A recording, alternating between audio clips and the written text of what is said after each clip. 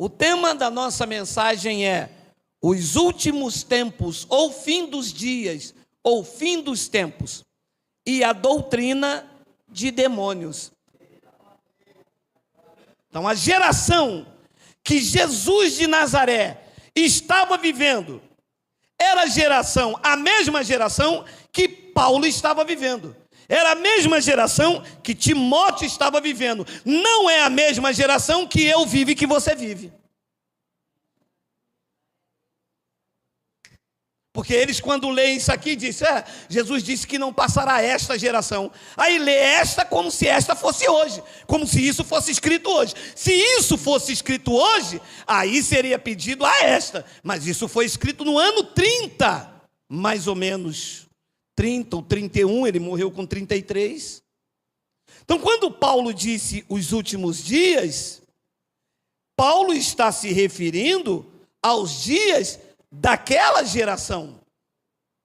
Então, os cristãos do primeiro século estavam vivendo essa expectativa aqui, de que Jesus ia vir com juízo e iria pedir conta desde Abel até os que viveram naquela geração, iria ser pedido conta. Então, na verdade, eles estavam vivendo os últimos dias. Quando é que começou a contagem dos últimos dias? Do ministério de Jesus, aos 30 anos, até a queda do templo, que deu-se no ano 70. Uma geração dura 40 anos, quer dizer que do ministério de Jesus até a queda do templo, todas aquelas pessoas que viveram nesse intervalo estavam vivendo os últimos dias. Se Jesus já tinha morrido e ressuscitado, já é graça de Deus. Epístola aos Romanos. É porque estava falando da salvação decorrente do juízo que aconteceria dentro daquela geração. Depois ele diz no versículo de número 12: vai alta a noite e vem chegando o dia, ou vai demorar 2000 anos? Paulo disse, o dia já vem chegando. Compreende? Como que eu posso pegar essa passagem aqui e ler como se ela fosse escrita hoje? Se esta carta foi escrita no ano 64 a 67, no ano 70 iria fechar aquela geração. Uma geração dura 40 anos, do ministério de Jesus, a sua ressurreição, a queda do templo, consumou-se então o fim dos tempos. Mas esses últimos dias eram os dias que Paulo, Timóteo e os apóstolos estavam vivendo na primeira era cristã, o qual transformará o nosso corpo de humilhação para ser o corpo igual ao dele, o corpo igual da sua glória. Para pensar uns minutos. Imagina que glória! Você fechar os teus olhos aqui, quando abrir, que você se olhar, ter um corpo igualzinho o dele. É isso que me espera. É isso que te espera. Isso tem que acontecer quando todos forem arrebatados. Não, esse arrebatamento aconteceu aqueles irmãos que viviam lá, em que os seus corpos ficavam presos no túmulo. Olá, amigos do programa Pensando a Fé. Eu sou o pastor Tiago Titilo e quero compartilhar com você o texto da Palavra de Deus que se encontra no Evangelho de Mateus, capítulo 24, versículo 24. O Senhor Jesus diz: em verdade vos digo que não passará esta geração sem que tudo isto aconteça. Ora, o Senhor Jesus nesse sermão tinha falado sobre o princípio das dores, a grande tribulação e a vinda do Filho do Homem em poder e glória.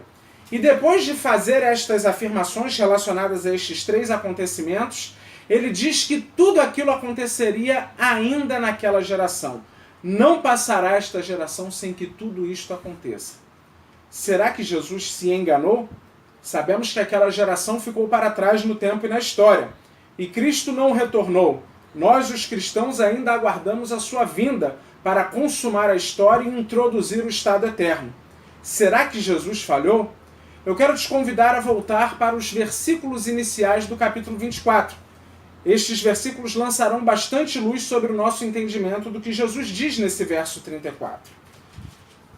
No verso 1 do capítulo 24, o texto bíblico diz: tendo Jesus saído do templo, ia se retirando quando se aproximaram dele os seus discípulos para lhe mostrar as construções do templo.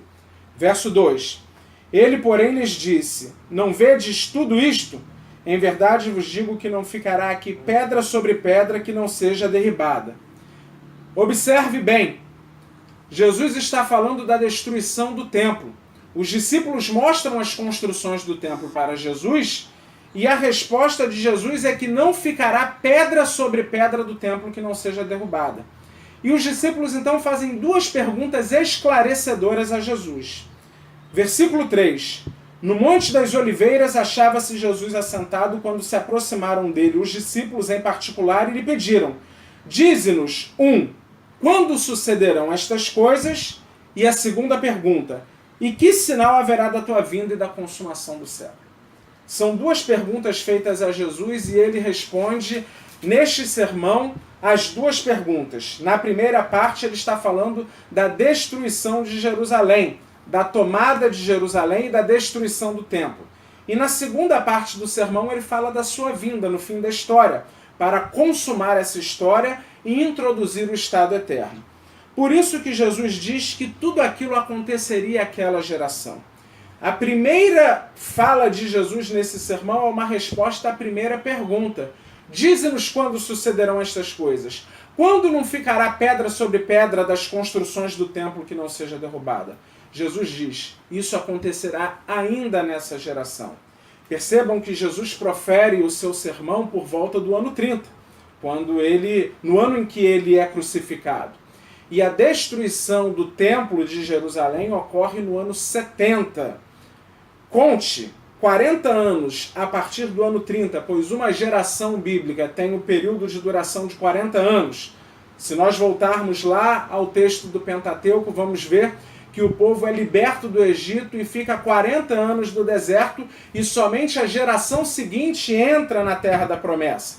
Então a geração é um período de 40 anos. E você soma 40 anos ao ano 30, quando foi proferido esse sermão, e nós temos o ano 70, quando o templo é destruído. Somente a partir do verso 36, Jesus vai tratar da sua vinda no final dos tempos. Ele diz: mas daquele dia e hora ninguém sabe, nem os anjos, nem o Filho, senão o Pai. Para uma das duas perguntas, Jesus tinha a resposta precisa. A destruição do templo acontecerá nesta geração. E para a segunda pergunta, a resposta de Cristo não é tão precisa. Nem ele, nem os anjos sabem. Somente o Pai que está no céu. Isso mostra que as duas respostas não se tratam da mesma resposta à mesma pergunta. São duas perguntas diferentes. Até porque nós temos demarcadores temporais nesses dois versículos. Ele fala esta geração, sem que tudo isto aconteça. O pronome demonstrativo esta implica proximidade. Não é aquela geração, é esta geração. É esta Bíblia que está diante de mim, não aquela Bíblia que está na estante. E quando ele fala da sua vinda para consumar a história, ele utiliza o pronome demonstrativo que implica distanciamento. Aquele dia e hora, contraído com a preposição de, daquele dia e hora, ninguém sabe, nem o Filho, nem os anjos. Então nós temos aqui duas perguntas sendo respondidas por Jesus. Eu espero que essa explicação tenha, de alguma forma, contribuído para o seu entendimento das Escrituras. Que Deus te abençoe e até o próximo vídeo. Um forte abraço.